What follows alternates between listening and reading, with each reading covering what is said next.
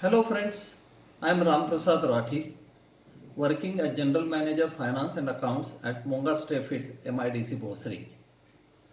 Today we will be discussing how to retain the talent in post-COVID situation.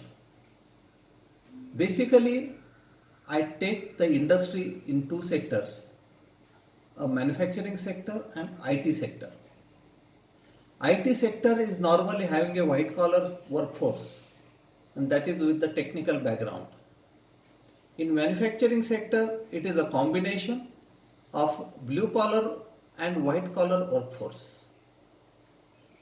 Blue collar workforce is a combination of locals, migrants from the same state from other districts and migrants from other states.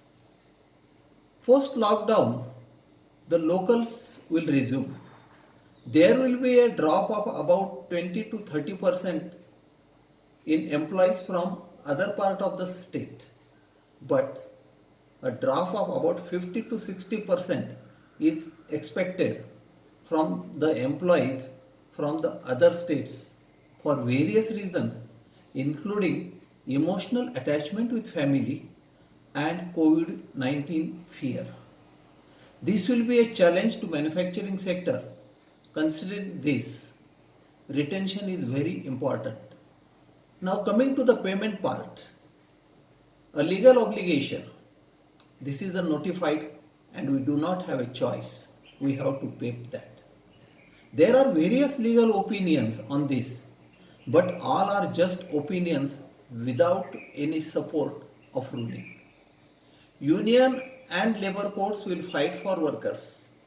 Are we in a position to fight in courts with time and money? We should not forget this. Some employer can consider the humanitarian grounds and compensate accordingly. The financial position of the company is very important in this time. If the bottom line is green, then paying compensation would reduce the transfer to reserves. If you expect a substantial fall in earnings, then we can consider some reduction in remuneration with ceiling on minimum amount or deferment of payment of some portion of salary. Postpone the increment 3 to 6 months depending on the size of the company. If union agreements are due for renewal in this year, try to postpone it for a year. No retrenchment to be done unless it is unavoidable. Try to reduce the other costs. Liquidity is definitely a matter of concern in corona situation. The retention of faith and trust of employees in leadership is very important and we should see that it will be maintained. Now, a habit of some saving needs to be inculcated to face the unforeseen circumstances. Recently, Capgemini has given a rise to its majority of the employees from April 2020.